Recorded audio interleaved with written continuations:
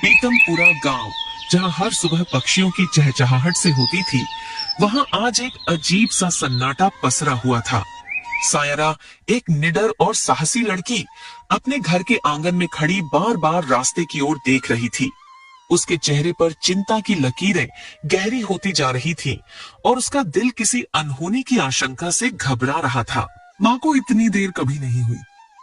उन्होंने तो कहा था कि सुबह सुबह जंगल से लकड़ियां काटकर जल्दी लौट आएंगी, लेकिन अब तो दोपहर ढलने को है और उनका कहीं पता नहीं। मैं क्या करूं? कहां ढूंढूं उन्हें? सायरा को अचानक कुछ याद आता है। कमला काकी? हाँ, वो भी तो माँ के साथ ही गई थी। शायद उन्हें पता हो कि माँ कहाँ है। मुझे तुरंत उनके पास जाकर पूछना चाहिए। सायरा तेजी से कदम बढ़ाती हुई कमला काकी के घर पहुंचती है। कमला काकी अपने आंगन में बैठी थकान मिटा रही थी, लेकिन उनकी आंखों में एक अजीब सा खौफ था। कमला काकी, मेरी माँ आपके साथ ही तो गई थी ना सुबह। आप तो लौट आई, लेकिन मेरी माँ अभी तक क्यों नहीं लौटी? वो कहाँ रह गई काकी? अरे बेटा, मैंने तो तुम्हारी माँ को बहुत समझाया था। मैंने उसके हाथ पैर तक जोड़े थे कि उस तरफ मत जा, पर वो मानी ही नहीं। उसकी जिद के आगे मेरी एक न चली। किस तरफ काकी? वो किस ओर गई है? वो नीली हवेली की तरफ चली गई। हम सब लकड़ियां लेकर लौट रहे थे, पर वो कहने लगी कि जब इतनी दूर आए ही हैं, तो देख ही लें उस हवेली को। वो देखना चाहती थी कि आखिर ऐसा क्या है वहां जिससे पूरा गांव डरता है। क्या वो सच में उस तरफ चली गई? पर काकी, अब तक तो उन्हें लौट आना चाहिए था। वो इतनी देर वहां क्या कर रही है? बेटा, वो हवेली शापित मानी जाती है। गांव के बुजुर्ग कहते हैं कि जो भी उस हवेली की चौखट के पार गया है, वो आज तक कभी जिंदा लौट कर नहीं आया। वहां मौत का साया है सायरा, मौत का साया। नहीं काकी, मैं इन पुरानी बातों और अंधविश्वास पर यकीन नहीं करती।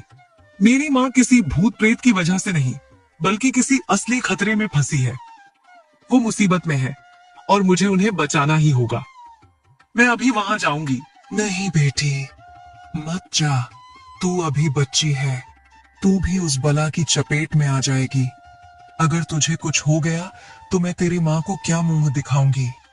रुक जा बेटी, रुक जा। लेकिन सायरा ने अपना फैसला कर लिया था। वो कमला काकी की बातों को अनसुना करके तेजी से जंगल की ओर दौड़ने लगी।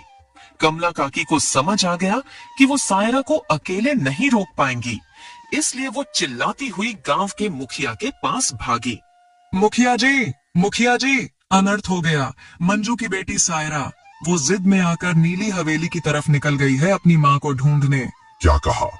वो पागल लड़की उस तरफ गई है? उसे अंदाजा भी है उसने क्या कर दिया है? अब उसकी वजह से पूरे गांव पर उस श्राप का संकट मंडराने लगेगा।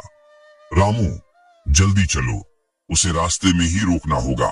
जी मुखिया जी, वो जंगल के रास्ते गई होगी। अगर हम अभी निकले तो शायद उसे हवेली तक पहुंचने से पहले ही पकड़ सकते हैं। चलिए। जसायरा के कदम थमे नहीं थे।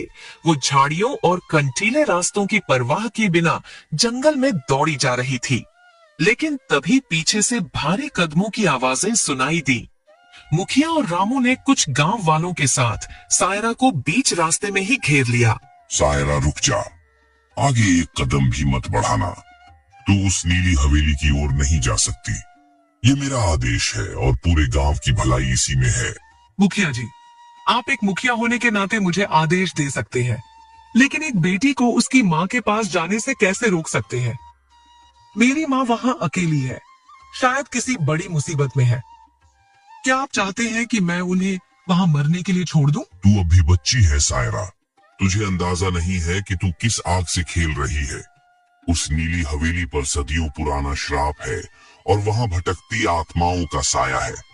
अगर तूने वहां कदम रखा तो उन रूहों का गुस्सा पूरे गांव को राख कर देगा। तेरे कारण पूरे गांव पर बर्बादी का ग्रहण लग जाएगा। आप सब यह कैसे सोच सकते हैं मुखिया जी? क्या किसी ने सच में वहां कोई आत्मा देखी है? ये सब सिर्फ सुनी सुनाई बातें और अंधविश्वास है। नीली हवेली सिर्फ एक पुरानी इमारत है और कुछ नहीं। मेरी माँ जरूर वहां किसी गड्ढे में गिर गई होगी या रास्ता भटक गई होगी। अगर हम डर के मारे चुप बैठ गए तो उन्हें कौन बचाएगा? मुझे जाने दीजिए मुखिया जी। नहीं सायरा, ये सिर्फ हमारा भ्रम नहीं है। हमने अपनी आंखों से अपनों को वहां खोते देखा है। जो भी उस हवेली की परछाई में गया वो फिर कभी गांव की दहलीज पर वापस नहीं आया। अगर तुझे कुछ हो गया तो हम सिर्फ तुझे नहीं खोएंगे, बल्कि उस हवेली की काली शक्ति हमारे घरों तक पहुंच जाएगी। मैं तुझे मौत के मुंह में नहीं जाने दूंगा। तो क्या डर के कारण हम अपनों को यूं ही बेसहारा छोड़ दें? क्या एक बेटी का फर्ज नहीं कि वो अपनी मां की रक्षा करे? अगर आज मैंने हार मान ली तो मैं जिंदगी भर खुद को माफ नहीं कर पाऊंगी। रास्ता चाहे कितना भी मुश्किल हो, मुझे जाना ही होगा। काश ये सब इतना सरल होता सायरा। काश हम सबके पास तुम्हारी जैसी बेखौफ हिम्मत होती। लेकिन मैं इस गांव का मुखिया हूँ। मेरे सिर पर सिर्फ तुम्हारी नहीं, सैकड़ों जानों की जिम्मेदारी है। मैं एक लड़की की जिद के लिए पूरे गांव को खतरे में नहीं डाल सकता। रामू, इसे पकड़ो और इसके घर ले जाकर बंद कर दो। ये लड़की ऐसे नहीं मानने वाली। रामू और अन्य लोगों ने जबरदस्ती सायरा को पकड़ा।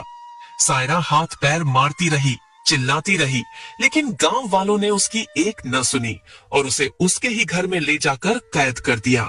कमला, तू यहीं इसके दरवाजे पर बैठ। ध्यान रखना कि इस घर की कुंडी कोई न खोले। ये लड़की हवेली की तरफ एक कदम भी न बढ़ा पाए, चाहे तुझे जो भी करना पड़े। ठीक है मुखिया जी, मैं इसे अपनी नजरों से ओझल नहीं होने दूंगी। मैं इसे हर हाल में रोकूंगी।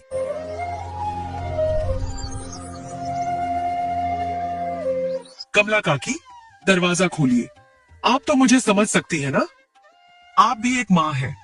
क्या आप अपनी संतान के बिना रह पाएंगी? मैं अपनी माँ के बिना नहीं रह सकती। बस एक बार मुझे जाने दीजिए, मैं उन्हें लेकर तुरंत वापस आ जाऊंगी। अरे पगली, अपनी जान क्यों गंवाना चाहती है? अगर मुखिया को पता चल गया कि मैंने तुझे जाने दिया तो वो मुझे गांव से बाहर निकाल देंगे।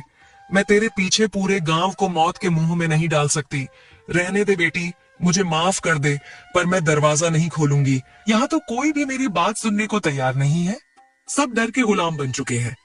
अगर माँ को कुछ हुआ तो मैं खुद को कभी माफ नहीं कर पाऊंगी। मुझे खुद ही कोई रास्ता निकालना होगा। रात का सन्नाटा गहराता जा रहा था। गांव की गलियों में सिर्फ पहरेदारों के कदमों की आहट थी। सायरा अपने कमरे के कोने में बैठी खिड़की से चांद को देख रही थी। उसे रह रहकर अपनी माँ का चेहरा याद आ रहा था। उसने तय कर लिया था कि डर की दीवारें उसे रोक नहीं पाएंगी। काकी सो गई होंगी। यही सही मौका है। अगर मैं अब नहीं निकली तो शायद सुबह तक बहुत देर हो जाएगी। माँ, मैं आ रही हूँ। सायरा ने बड़ी सावधानी से अपनी खिड़की की कुंडी खोली। लकड़ी के पुराने पल्लों ने हल्की सी चरमराहट की, जिससे सायरा का दिल जोरों से धड़कने लगा। वह धीरे से बाहर कूदी और साये की तरह छिपते छिपाते गांव की सरहद पार कर गई। घने जंगल का रास्ता डरावना था। उल्लुओं की आवाजें और सूखी पत्तियों की खड़खड़ाहट उसे डरा रही थी, पर माँ का प्यार सबसे बड़ा था। अगली सुबह जैसे ही सूरज की पहली किरण पड़ी, कमला काकी सायरा के लिए चाय लेकर उसके कमरे की ओर बढ़ी। उन्होंने जैसे ही दरवाजा खोला, उनके हाथ से मिट्टी का प्याला गिरकर चकनाचूर हो गया। कमरे के अंदर सन्नाटा था और खिड़की खुली हुई थी। हे भगवान, यह अनर्थ हो गया। यह लड़की तो घर से भाग गई है। सुनो, कोई है क्या? दौड़ो, देखो मंजू की बेटी भाग गई है। वह नीली हवेली की तरफ चली गई है। कमला काकी का शोर सुनकर पूरा गांव इकट्ठा हो गया। तभी मुखिया जी वहां पहुंचे। उनके चेहरे पर गुस्सा और चिंता साफ झलक रही थी। क्या बोल रही हो कमला? वो लड़की हवेली चली गई? उसे घर में बंद किया था ना? अगर उस